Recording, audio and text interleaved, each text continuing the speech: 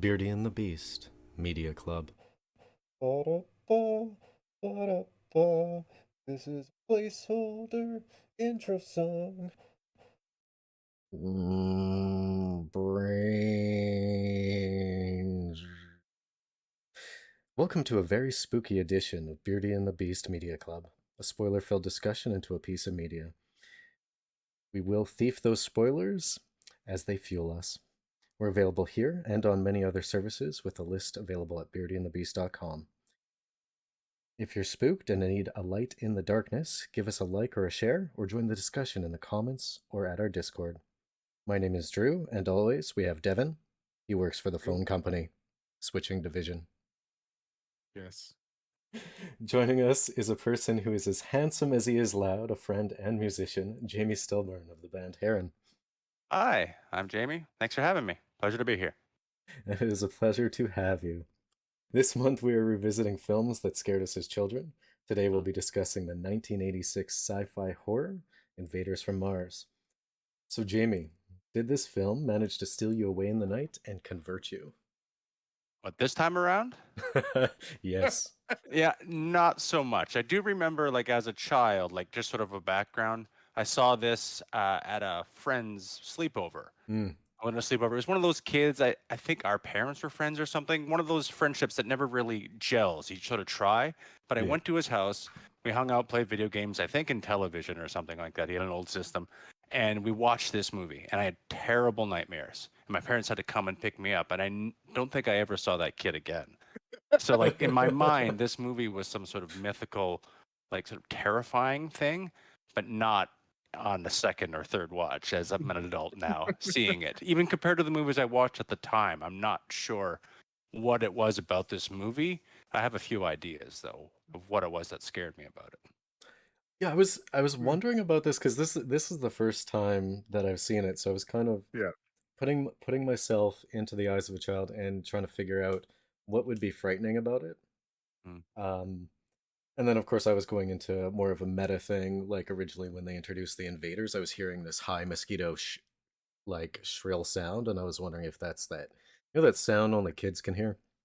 Yeah, Yes. the thing at the beginning with the credits coming in, it's like we're almost in a flight path of the credits as they're coming at us. Yeah, that was very off-putting right away. It Yeah. was, yeah, that was, I mean, at least let you know exactly what we were in for with the movie.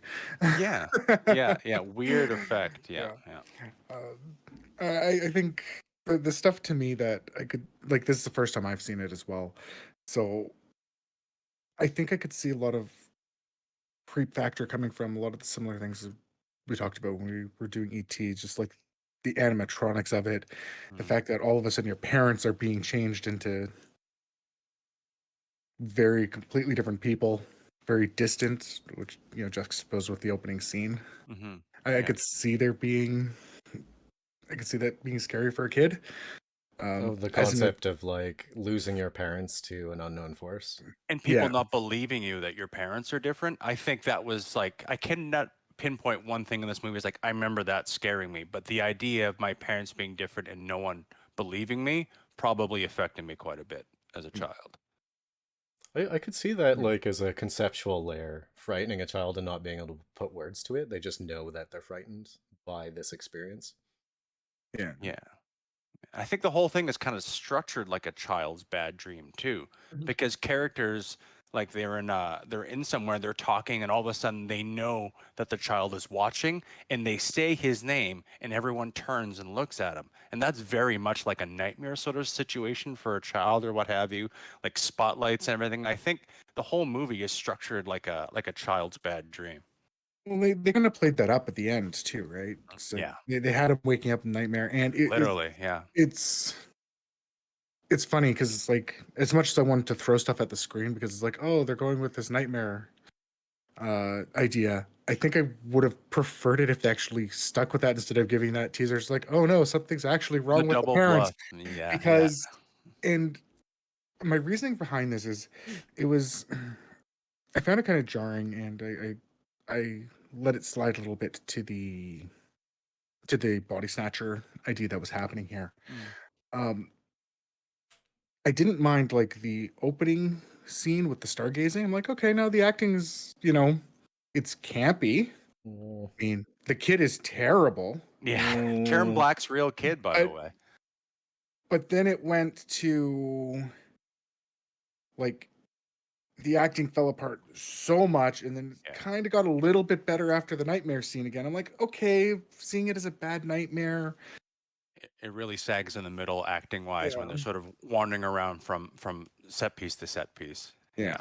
it's I what bugged me is the trope that we've referred to is Sharon, Yep. which is effectively like a child actor who's very over the top and either acting like a child actor trying to act young or just something very abrasive with it. And that was screaming in the back of my head throughout Oh, this Yeah, yeah. it's entire tough. thing. Yeah, It he's was it's bad. Yeah, it was hate to rip on a kid, but yeah, it wasn't very good. I mean, whatever, like I don't mind so much simply because it doesn't reflect on the kid as a person. Yeah. No, I mean, I'll post it to social media later. This person is 30 years or wait, 40 years ago was a bad actor, therefore they're a bad person yeah, now. yeah. He took a big break. He did this movie and then didn't work for a while. It looks like, but yeah, Mhm. actually, Karen Black's real son. So I guess they got a chance to work together. Yeah, it was like when I was doing some post movie research, I didn't really see that much of a what is it called? Filmography? For him, Yeah. Yeah. yeah. It's pretty limited.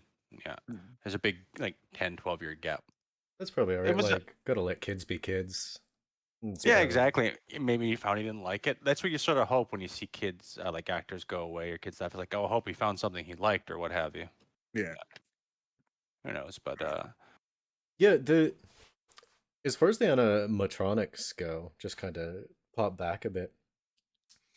Some of it, I guess, could have been frightening to a child, like those big, like potato head things with the super sharp teeth.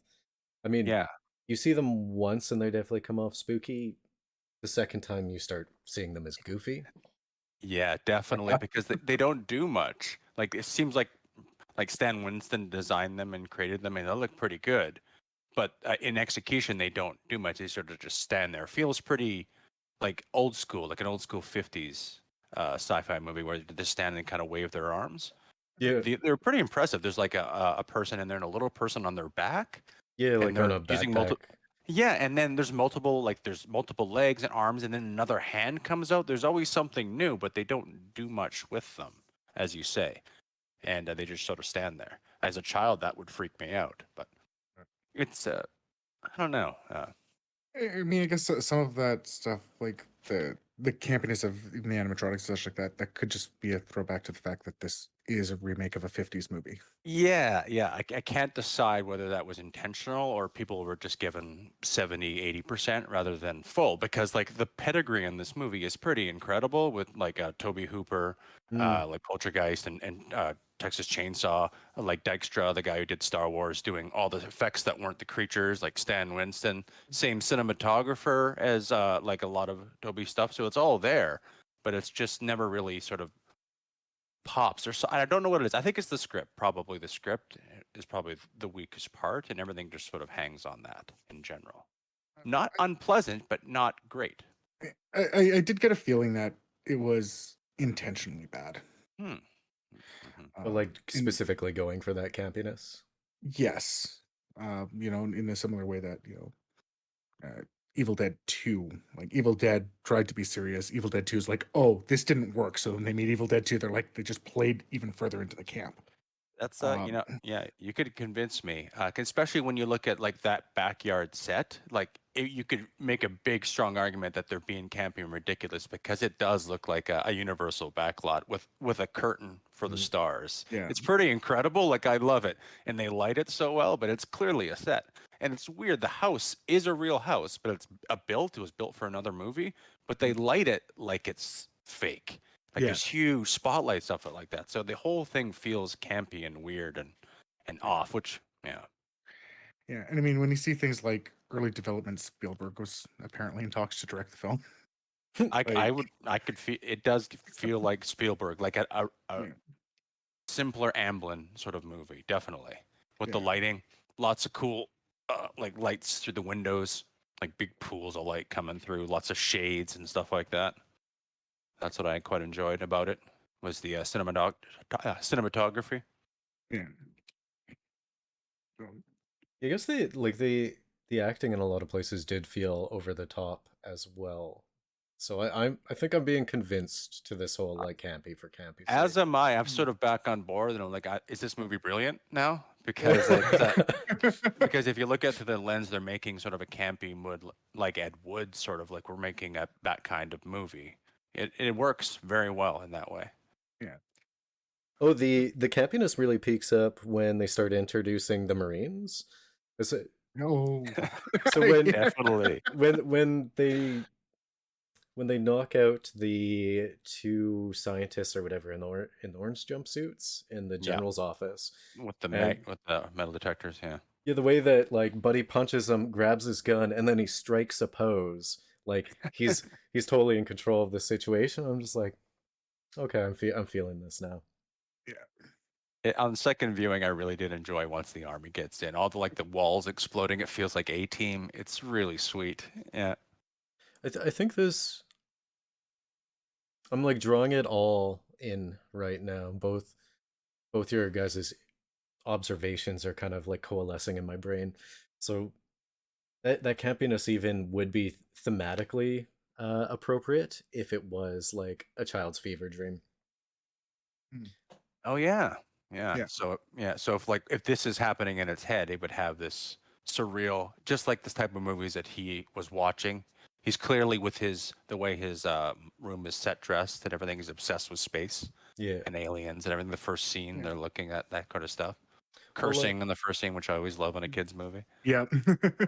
And again, just like that first, like the very first stargazing scene. I mean, you know, the Sharon in the room aside, like the parents, like their acting seemed like it was all right.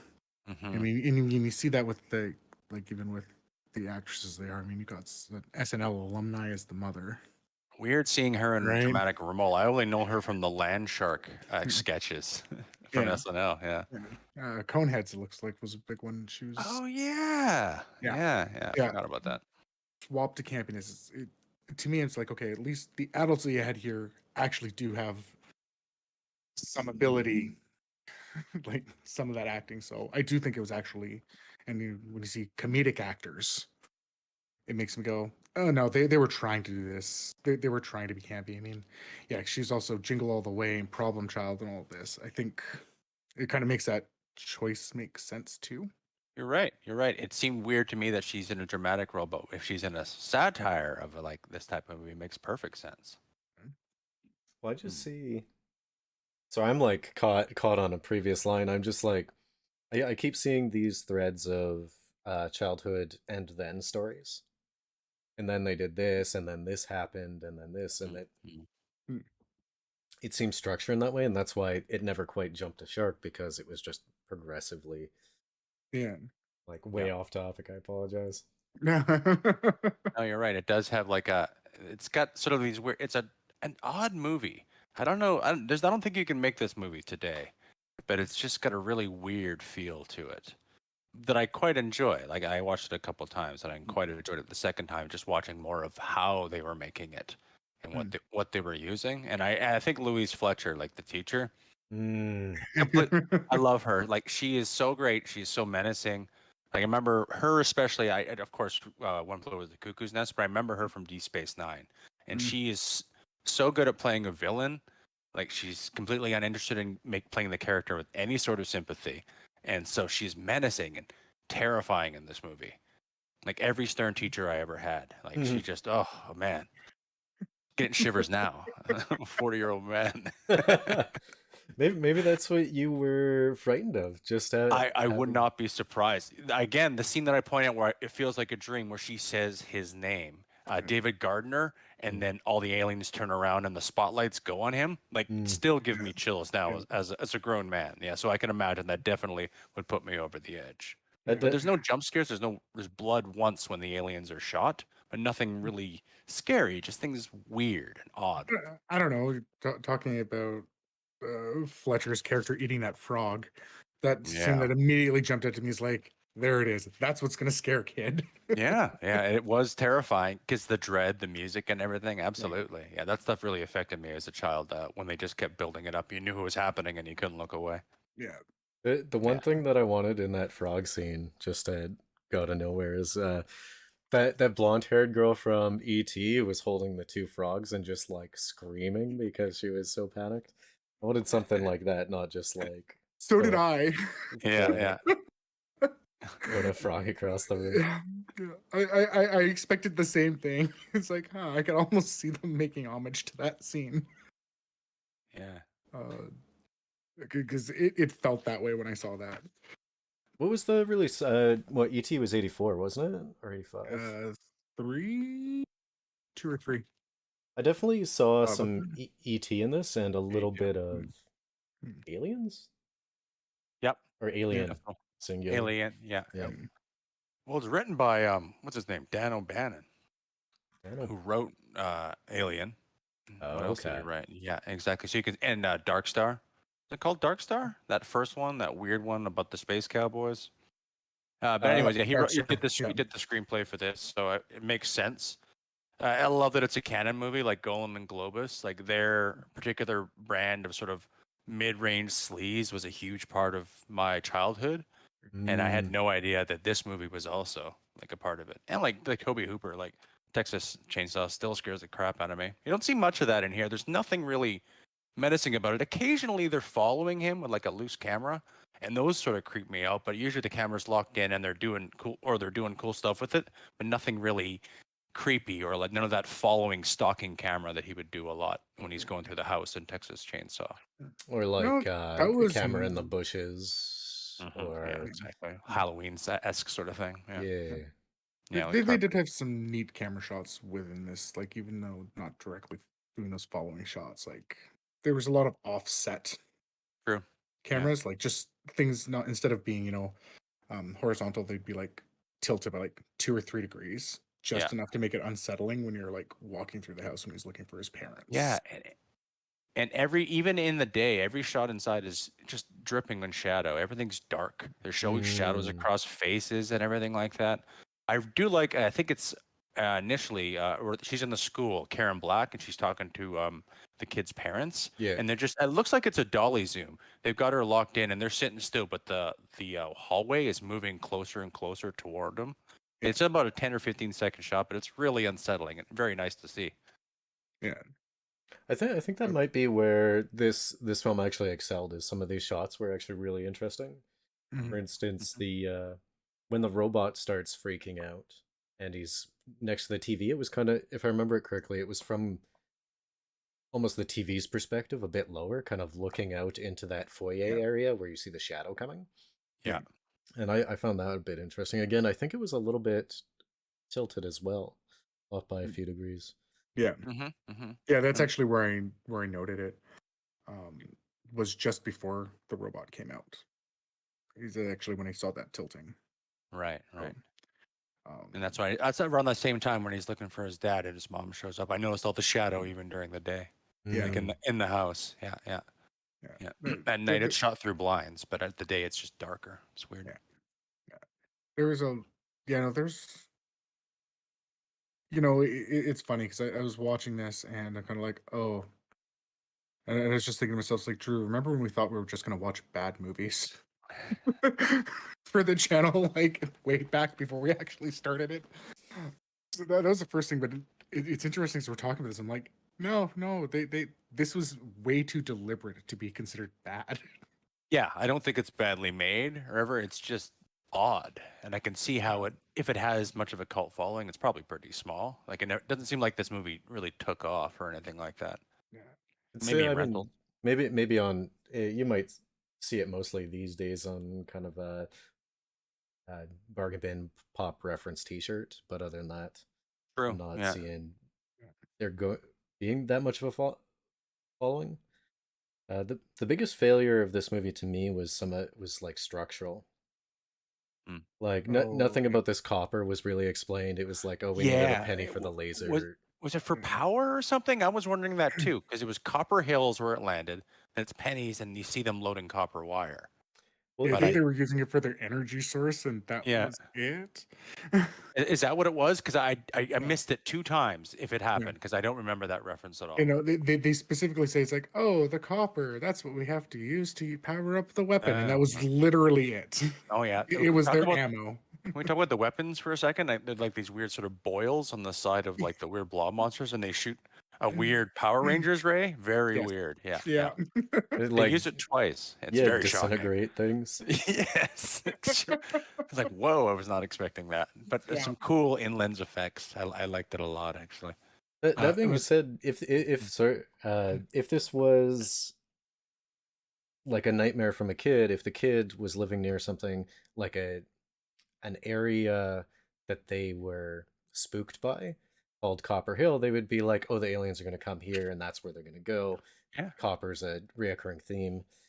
But it really needed a little bit more explaining. Just them coming in, them throwing copper into a laser furnace, being like, oh, they're stealing the copper to power their technology. Mm-hmm. Um, Not to slide into a laser cannon and disintegrate a poor marine. Oh yeah, I forgot about that. yeah. I like the sound effects. Like it looks like a sheet, and they've got like blowing a fan underneath it when it's rippling towards people, and then Yeah. it spins and brings them down. I think that was really cool. Oh, in I the really sand? did it. Yeah, and the sand. I like that sort of stuff with all the soldiers. They kept rippling towards them, and weird lion roars every time a door would open downstairs, and the alien thing. It was literally a lion roar. It sounded awesome. I'm gonna Yeah, have to listen to that I again. missed it the first time. I was like, wow, that was definitely a lion. It was very Yeah. cool. It's odd though because it's shot very well, very lots of shadow and everything up top. But as soon as they get down, it's shot more like a Star Trek episode. It's pretty flat and Yeah. everything. And I think the Mm. monsters would have benefited from if it had more of that shadow and more of that hiding they were doing above. Definitely. Because it looks like it's like a pottery, almost like you're looking inside a clay jar with all these tunnels and stuff like that, and nice layering and like compositing and what have you, but lit pretty basic, pretty flat, like they're in a hurry. Who knows? You're talking about the ship or Yeah, when they're going to it? sorry, the tunnel underground. I meant Okay. when the first time he goes down there. Yeah. Yeah. It was very Is uniform lighting, very Mhm. Yeah. Almost like it was a second unit or something. well. That's unfortunate too, because the curves and the kind of organic looking state of it would have really benefited from a darker aesthetic. Yes. Like a lot of dark shadows. There was a lot of crevices, a lot of grooves in every structure. It would have looked so good. Yeah. Absolutely. Yeah. And maybe if they could have used some of that darkness to kind of hide the weird brain penis thing. with the back leg. Yeah, exactly. I think it would have benefited from that. Oh yeah, and then the brain penis thing that kind of looks like Krang, like their Yeah. leader, and with the multiple irises. Yeah, that was. It looks great, but very weird. Just coming Yeah. out of little cilia. Yeah, cool effects, but if a little darker and stuff like that. It really, I guess, is it supposed to be for kids? Is it supposed to be by the viewpoint of a kid? Hard to tell. Yeah. I'm Okay. more leaning towards the intentionally campy because a child's dreaming it. The Yeah, concept art would have looked real cool. I'll give it that. Exactly. Yeah, I can imagine Stan Winston's clay designs and his pictures were probably badass. Mm. Yeah, Mm. yeah. From the eyes of the child, it's like, okay, I'm standing here, there's an altar, and then all of a sudden, like, this brain-looking thing, which would be a reoccurring theme with the copper spikes and the going into the brains from the back of the neck or whatever. Yeah, those Yeah. are. I didn't notice that before. Yeah, they're also copper. Yeah, yeah. So it's like, I definitely feel that there should have been a little bit more explaining for my not so hashtag super smart brain. Hmm. But I'll piece it together, or just steal other people's ideas and then edit out when they stated the original fact. It's weird. It's not even really like a body snatchers movie either. It's like like they're using like a radio signal. They've got an antenna in the back of their head, which they put Yeah. on the most complicated system. I can't imagine how long that must take for more than a dozen people to lay them on a plastic thing and slowly put a copper antenna in the back of their neck. Yeah. Especially, Yeah. like, it only seems like they had one room to do it too. Yeah, they They- did. They kept Yeah. going back to that same room. I wonder how long Yeah. that actor had to sit there. It looks so uncomfortable. That one Oh, guy. oh, with Man. it, especially because like his head was propped backwards Yeah, on the yeah, like exactly. plexiglass block. Yeah, I I feel can't imagine. One thing that I loved about that room, though, was the fact that they used an RPG to break the glass to get into that room. Yeah. they did clear the backblast though. I'll give them that. That was another campy thing, and he's like, "All right, I'm gonna fire. Everybody clear the backblast," and everyone kind of split.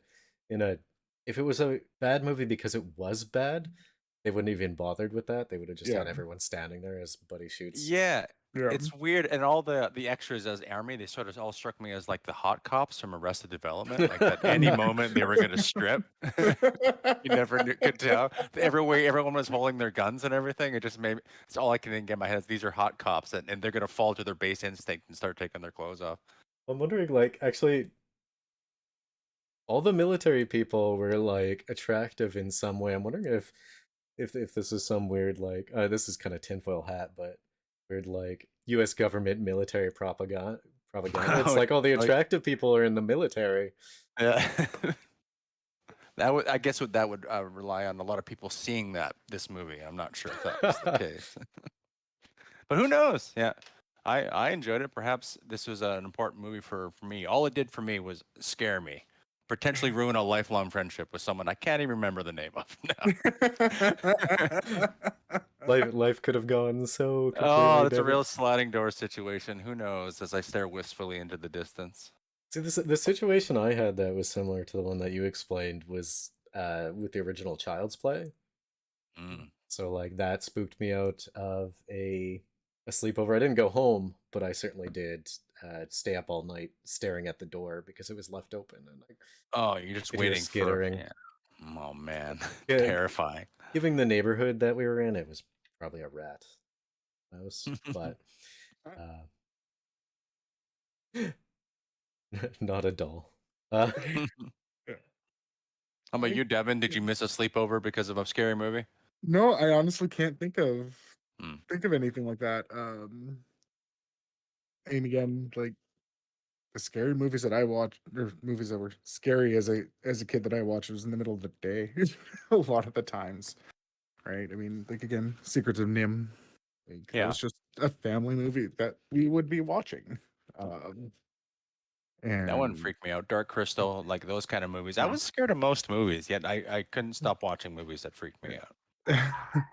See, the VHSs that I had laying around as a kid were things like, Power Rangers, the Santa Claus, like stuff that wasn't that scary. I do remember being scared of the original Terminator, specifically the scene where Arnold pulls out his eye with was it a knife?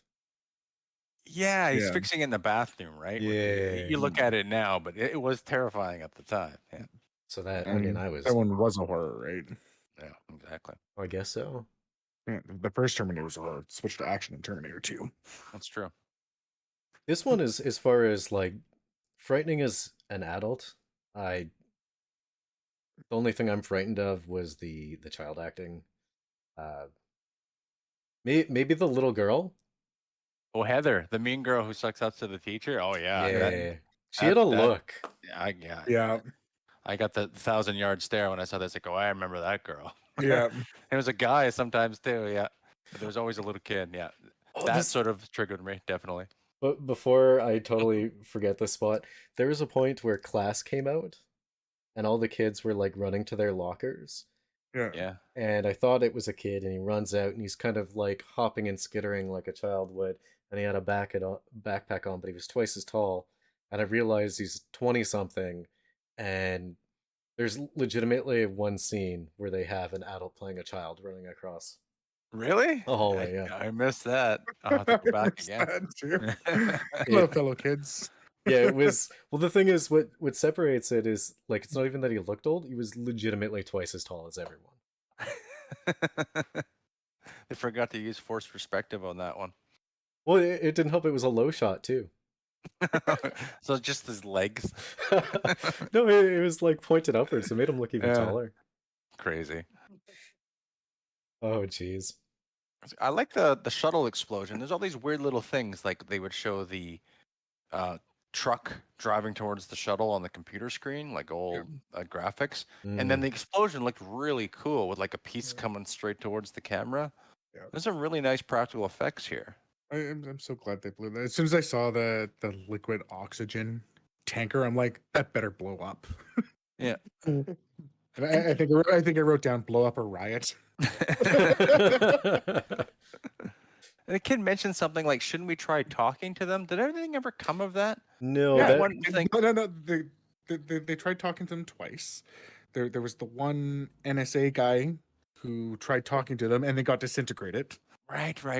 That's Bud. Wasn't that Bud Court or one of the guys was Yeah. Bud Court? Yeah. And then he tried talking to the brain, and then they shot the hell out of the brain. Man, I tell you, I watched this movie twice, and like in the last week, and some parts just slide off my brain. I don't know why I can't recall any of this stuff. it's unfortunate. There are some forgettable bits. I actually wrote down that whole like let's talk to them being super out of character because it came out of nowhere. It's like Yeah, just when they're in the sand dunes or whatever, the pit. yeah, it wasn't until people were taking action to actually rescue things that Buddy was finally like, "Oh yeah, we should maybe we should try talking to them." And I'm like, is this scene a reshoot? Like it doesn't fit in the script. It doesn't make sense. Yeah. Well, makes sense in the director's cut, I guess. There was all sorts of backstory. Yeah, release the David Gardner cut. we love extended or alternative cuts here. Yeah. I still think, and to this day, into the future, think they should redo Labyrinth as a musical. Yes. Oh, like a full-on musical, not with songs in it, but just musical. Yeah, like sing talking. Incredible. Yeah, That sounds good. Oh, there was we're also hinting at powers when he goes into his house where we see the robot and everything, and it starts getting creepy. The door closes by itself. Yeah, behind him. But I do not remember any sort of hint of any sort of powers or anything like that, anything sort of vaguely supernatural ever again in the movie. Now, again, this slides off my brain, but I don't think I saw anything else. I can't remember anything supernatural. I don't even remember seeing the door close on itself. He just closes behind him. It's weird. I noticed him the second time. I was like, wow, does that happen again or anything like that? There's no powers or anything. The aliens aren't even violent. They convince people to go back to Copper Hill. And they try to grab David, but in general they just convince people. They take him on field trips. They don't snatch them. They're not violent. He's chased. It's very, very weird. What were they snatching people for in the first place? Yeah, it's just. I don't know why. Because if it's just for copper, I don't know why they were snatching school children. Well, I mean, I got it. All right. It would be the perfect and easiest vector into the parents' homes. No. Because they all coalesce in one place, the teacher has control and can just like bring them over and then send them home, and then the kids go, let's go to Copper Hill.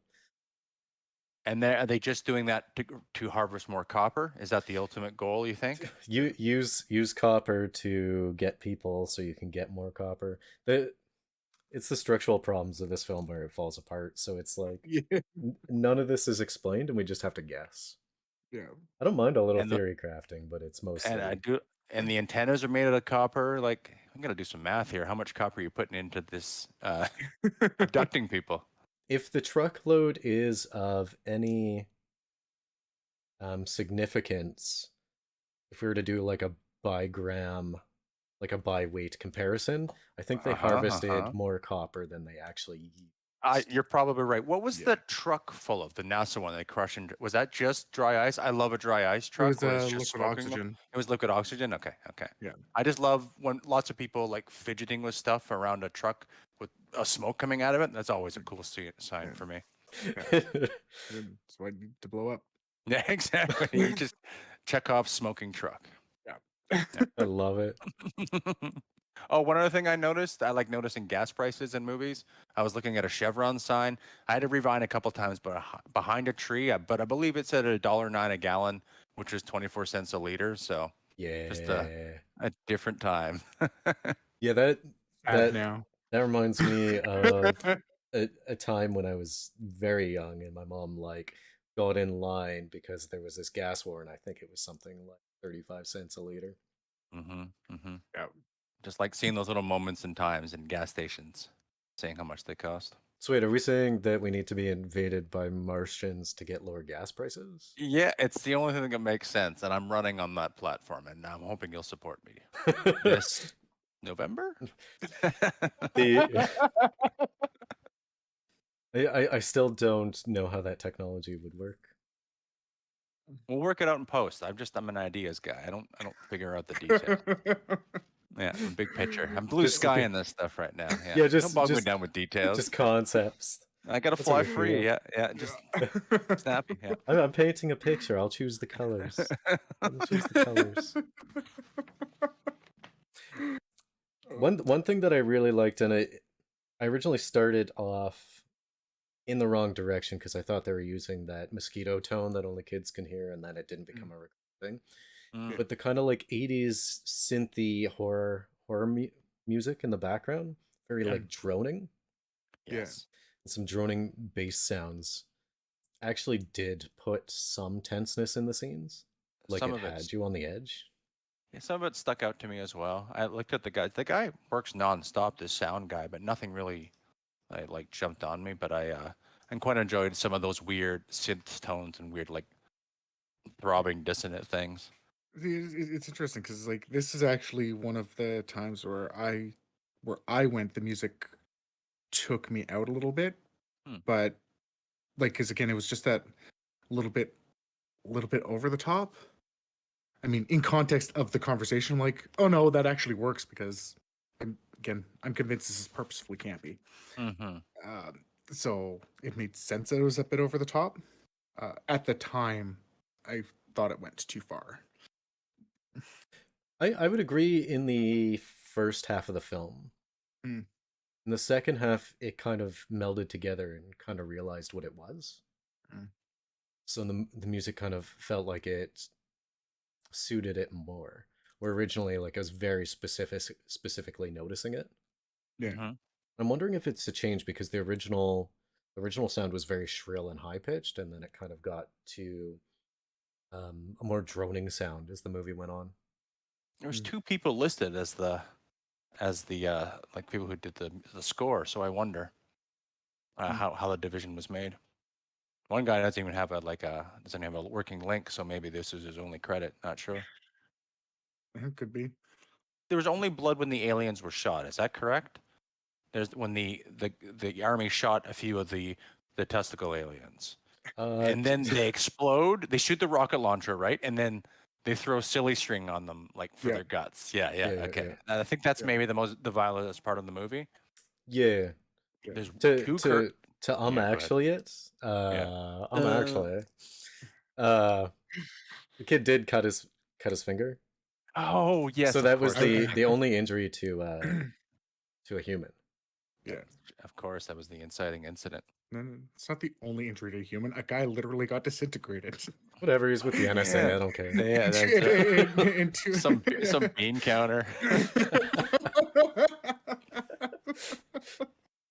They're not really people anyway. The one thing when you're watching a movie and you get to that scene and he's going up and you're like, dude, you're totally gonna get disintegrated here, and it does, and you're like,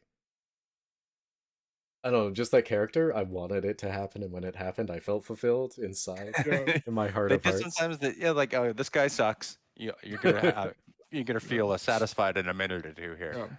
Yeah, that is always quite nice, actually.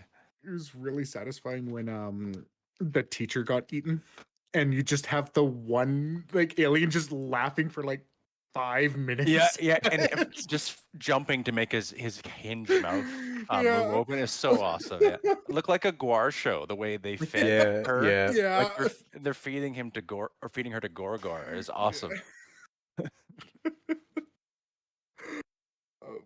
I guess that again, just another thing that kind of feeds into the concept of like a child's nightmare, because you'd expect a kid to be like, and then my teacher got eaten by the alien, and then the alien started laughing. Mm-hmm. Was it awesome? It was probably awesome. You're right. It does have that and then quality. The entire movie does have that and then quality to it. It doesn't seem like they sold it like it was going to be a campy sort of fun movie. Like this is a serious Invaders from Mars, almost like you're getting an updated version like Invaders of the Body Snatchers. But it's not that at all. The trailer is much more like straight, but it's more campy and goofy and fun. It is quite fun considering all the stuff that's happening. I had a good time watching it. I enjoyed my experience watching it. My big thing and my biggest thing, whether rating for a movie as to whether or not I like it, is do I want to just turn it off and leave? And I never had that kind of aspect. I definitely had some groans, but I also had some like once I accepted it. Yeah.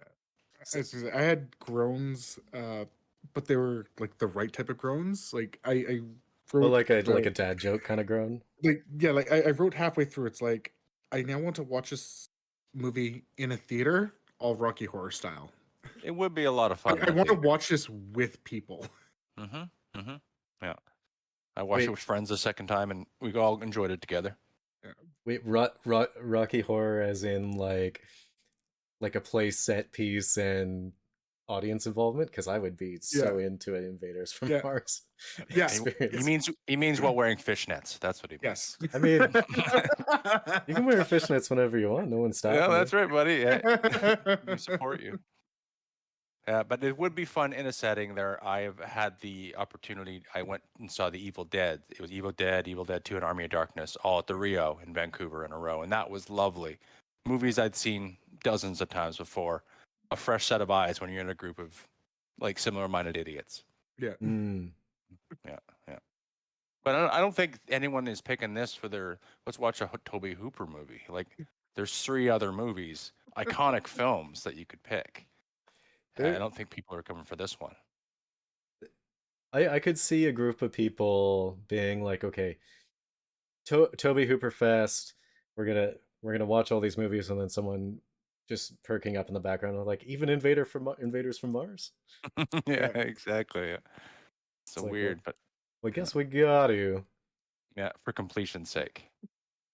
It's just it's a fine choice, not my first choice. You know what? I'm happy to have seen this movie now, though, to have this in my my brain space, because there's nothing offensive about it to me. Not offensive in like a moral speaking, but in like the way it was filmed, even the lacking script, even the presence of a whole lot of bad child acting. There's nothing that I'm going to think about 2 months from now and be like, that movie was terrible. Why did I spend that time? Exactly. In fact, I could see me coming up with weird inside jokes that no one gets based on this movie. This is a perfectly good introductory movie for us, say, getting my kids primed for sci-fi and horror, what have you. Here's a gentle introduction. Yeah, that you can introduce them. Yeah. Before we hit RoboCop, maybe try something a little lighter like this. Get them on Invaders from Mars, then RoboCop, then Terminator. That's right. A Serbian. The Secret of Nim. That's actually, like, in my mind, Secret of Nim is probably the scariest movie in that list. But as is why, and we haven't watched them, but certain movies that scared me as a child don't have the same effect on my kids. Other movies, you never know what's going to scare them, but certain ones like Gremlins, what have you, that just destroyed me. My 7-year-old has no problem with. Are you serious? Gremlins terrified me. Yeah, me too, and they're fine. Yeah, they seem, I don't know, more sophisticated. They can tell when something's big. I don't know. Maybe I've ruined them by exposing them to stuff their entire lives. Who knows? You know it was downhill when your 7-year-old turns to you and went, but what about Spike's motivation? Yeah, exactly. Well, we watched some crappy shark movie, and that did scare him. So you never know what's going to mess up your kids, but it's not going to be what you think it is. Well, I mean, sharks real world, they'll mess you up. That's true. I think that might be what it is. Yeah, part of it. Yeah, like do you remember the Large Marge in Pee-wee's Big Adventure? Terrified me as a child. Both my kids were fine with it, as well as the clowns in that movie. They had no problem. But when I was young, terrified me. Oh yeah, I read the book It, and I could barely sit on a toilet for a Yeah, month. yeah, Yeah. yeah. So it's a combination. I'm a giant wuss when it comes to these things, but I can't stop reading and watching them. And my kids are just a little bit more sophisticated about that stuff. Well, yeah, I wonder if some of that stuff too just comes from like, um, just the difference in effects. Like, I mean, Yes. you got to remember, like when we look at these movies like E.T. and such like that, like these were, still kind of in that groundbreaking level with the animatronics. Like this was the reality, whereas now we go back and look at it, it's like, yeah, they look like toys, Yeah, yeah. I think, and but maybe it's sort of like we think it's silly that people, when they saw that train film back in the turn of the century, they would run away from the screen because they thought a train was coming at them. It just yeah, there's a certain level of sophistication, and your eye yeah, gets trained to those things. yeah, And I think ET, I think they would be. I think it's you're right. They're sophisticated, the animatronics, but that movie is made so well and shot so well that I don't think there's any way when they see ET in the river, all pale, yeah, that they wouldn't be yeah, completely messed up, like yeah, all of us were. yeah, Yeah.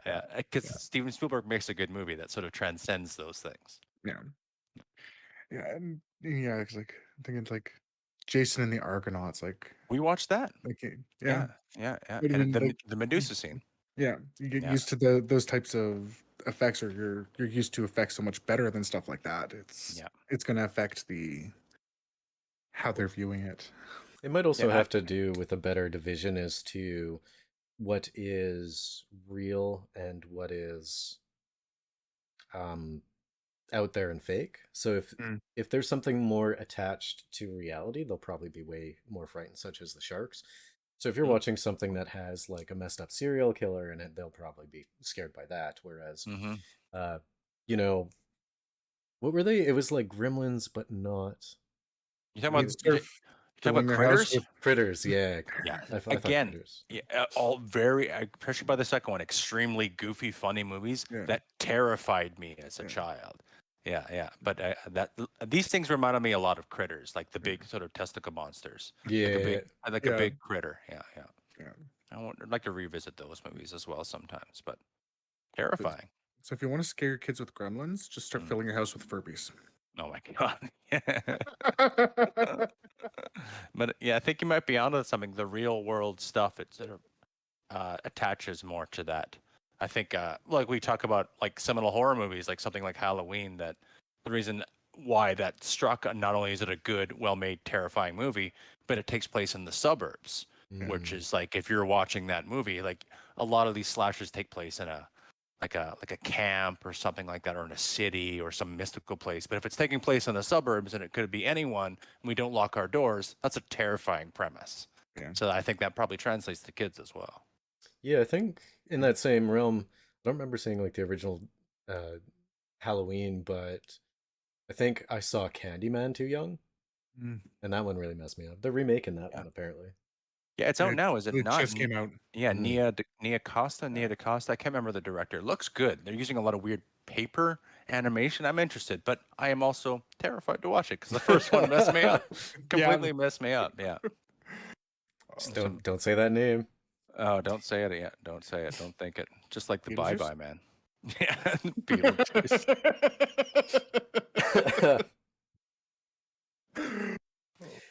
Yeah, for Invaders from Mars. Uh, as far as it being scary in the eyes of a child, I still don't see it. Mm. Uh, like it would have to be something situational and very very specific to get me, even as a young person. Yeah.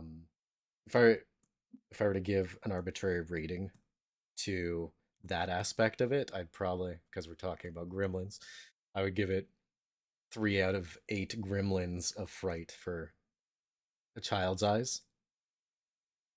Yeah, I don't find it. I agree. What I was looking for is like why this scared me as a child, but I don't think it is scary for children. No. Oddly enough, I'd still put it at a 4 out of 8 gremlins. Gremlins. I was gonna say I was gonna give it about the 4 out of 8 gremlins as well, because I can see things that I can jump away from as being scary. The overall feeling, no, but Obviously, this means I was the strongest of the kids. I think I could show this As to a my person kids who's and scared they'd by be Labyrinth. fine. Yeah, Yeah, I they'd was be- definitely scared by Labyrinth. Yeah. Yeah, exactly. But I think I could show my kids this and they'd be fine. Labyrinth Bowie in his Technicolor package. Mhm. Yeah, it was scary. The demon awoken inside me. I actually have a change of perspectives as far as the movie is now after talking to you guys. I probably rate it much lower originally, but now that I'm kind of see it more as a campy for campy's sake, I appreciate it more than I did before. I would agree. I think Devin was right that Yeah. it seems rather intentional considering the pedigree that there's no way anyone would sort of do this on purpose unless they weren't paying attention. And it doesn't feel like anyone's not paying attention. Yeah. Yeah. And honestly, as soon as I came to that conclusion, like all of my issues with the film just melted away. Mhm. It's like there's these things in any other movie they'd be terrible, but no, this was so deliberate that Yeah, yeah. Right. And it was one of my friends who mentioned it, Margot, that it feels like a child's bad dream. And once Yeah. that clicked into place, the sort of structure and the way it flows makes a lot more sense. I guess And if it's a child's bad dream based on campy movies that they were exposed to, then I think it really locks in. I wonder. I mean, I'm interested in this. So if someone knows this answer, leave it in the comments below, or in the discussion in our Discord. But I'm wondering if someone were to analyze the various posters up on the wall, if there is like a real theme that he's pulling from, or even I think I remember the movie that was playing on TV during this film was like related to something. It's Life Force. It's Tobe Mm. Hooper's other movie. His Oh, much okay. better movie, I think. Anyways, yeah, that's a good one. Definitely worth checking out. Yeah, but that one's. I think John Dykstra worked on that one too. Special effects. And the effects in that one are incredible, truly incredible. There's an exploding zombie. Like you won't be disappointed. Honestly, Sorry to I've been completely distracted since you mentioned Space Cowboys at the beginning of the recording, so that's all I want to watch now. Yeah, what's it called? That's Space Cowboys. Isn't that the Clint Eastwood and Tommy Lee Jones movie? But then there's Dark Star, which is Yeah, Dark Star. which Yeah. is Carpenter's first movie and Dan O'Bannon and the writers, I think, first movie too. Yeah. Yeah, it was his first movie. Yeah, that one is well worth your time. It's weird. It was originally a student film that they expanded, but it's got a beach ball for an alien, and it's very. What if we've gone to space, and what if space is as boring as any other job you've had? Yeah, it's like, oh look, we discovered a new planet. You want to name it? Nah, I don't care. Let's just keep going. Like it's Carpenter, so it's pretty cynical. It's lovely though. You can see a lot of their genius sort of emerging in that movie. Well worth your time. Yeah. I don't know if it's streaming anywhere. That's his first movie, Carpenter's first movie too. Just a I couple think shorts before it. Yeah. I think they met each other in college and made that movie, and then they hated each other. O'Bannon and Carpenter had a falling out. They seem pretty prickly, particular dudes. So who knows? Yeah, very keen to having things their way, I imagine. Yes, I can well imagine. I think that's a lot of why Carpenter did a lot of his stuff himself, music and otherwise. It's like whatever, I'm cheap and I can do it. Yeah. I don't have to argue with anyone else. Being able to like produce that perfect image of something you have in your head. It blows my mind to think of Carpenter making iconic like film scores because he wanted to do it inexpensively and just like I'll just sit here for an hour and there you go, Halloween. And this is what people are going to listen to forever now. And countless artists, whole bands are going to prop up about this type of music that he basically farted out in an afternoon chain smoking cigarettes because he needed to do it cheaply. It's pretty incredible. Well, I mean, in his credit, he probably also did it while hopped up on some type of Perhaps, something. I think games actually did a lot of that too, where it's just like, I don't know. I don't really know how to write music, but I'm cheap. Like Silent Hill, the guy had no music background at all. Yeah. I hate it as sort of like a part-time creative, someone who does make music. I struggle. I work really hard, and to see someone who's naturally talented and just sort of does it infuriates me. Absolutely infuriates me. Well, I mean, But it's that's a yeah. whole big subject too, because at that point you're rating towards something where, when you're looking at it from almost a perfectionist eye, versus someone who produced something that sounded good and then just put it out there without overthinking it, and things Yeah. kind of get lost in that overthinking arc. Yes. Yeah. I think having other artists to bounce off is a good way to not overthink it. But people who can do it by themselves is pretty impressive. Yeah, and I think like especially when it comes to I think when it comes to these soundtracks, it's having someone who doesn't necessarily know, they just know what they've heard and know it sounds creepy, Hmm. is what's going to lead to that. So they just know that this tone is just giving me this feeling, and they're not worried about the theory and everything around it, right? I think that's how a lot of filmmakers start too, as well. It's like I'm going to emulate the things I've been exposed to. Yeah. Well, that's that was the whole thing with Lucas and Spielberg and such, as they really changed the film genre. 'Cause before it was such a high scale thing, or like, I don't know, this is what I've seen other filmmakers do. Yeah. And they make iconic film with a real eye for a composition. Well, it's so weird.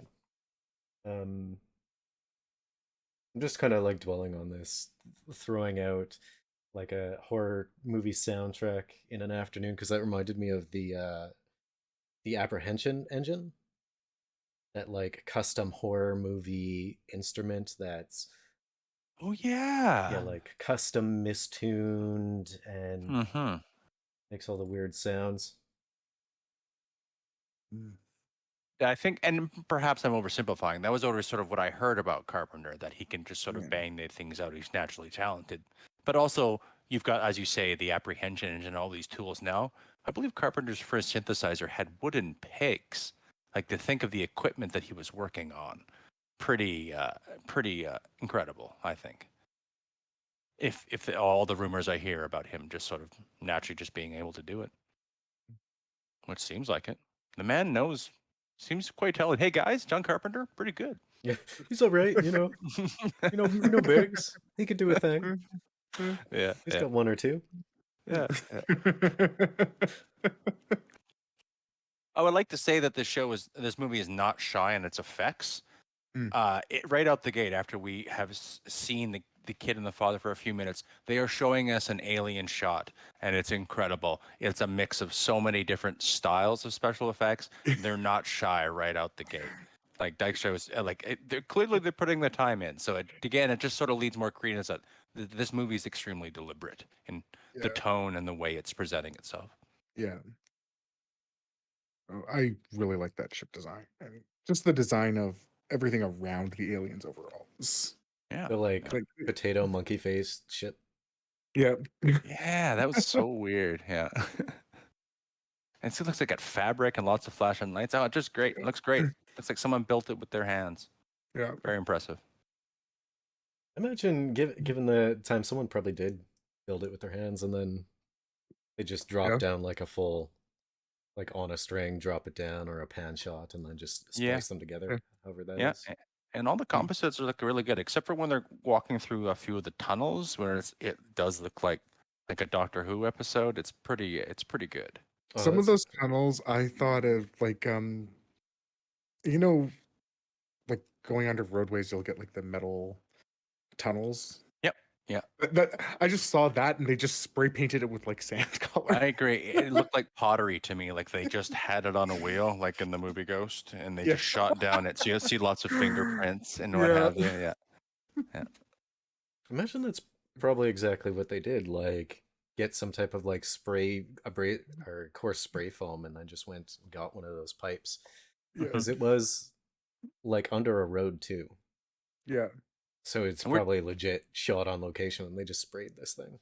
Yeah, and we cheat. We see it now in a like 1080p at HD, and we can just see through some of these things that you just wouldn't see on an older TV, on a VHS copy, even really at the theater. We can sit here and freeze frame everything and see it in perfect view, see everything. Yeah, especially like I'm sitting, 3 feet away from a 32-inch screen, whereas back in the day, we had what? A 20-inch something that was across the room from us. Yeah, 20 something exactly. across the room, but was still like 42 inches big because the box was just huge. Yeah, it had a radio in it too. Yeah. Yeah, exactly. And you've got that sort of warm distortion that comes with a VHS tape you've played a few times. Yeah. We're spoiled in the HD days. It still works though. Just throwing this out there, I remember when we got a VCR that would automatically rewind after it got to the end of the tape. There's that. I remember that switch over, and I was like, "Oh, it's the future." Exactly. It'll never get better than this. Never have to pay those who didn't rewind fees again. Yeah. Oh, jeez. Well, with that, this has been Beardy and the Beast Media Club. Join us next time where we talk about the film Silent Hill Revelations. Thank you so much for joining us, Jamie. My pleasure. Thanks for having me. No worries. Would like to have you again sometime, even. I had a lot of fun. Want to show? Oh, anything? Do I have any plugs or Yeah. anything like that? Show yourself.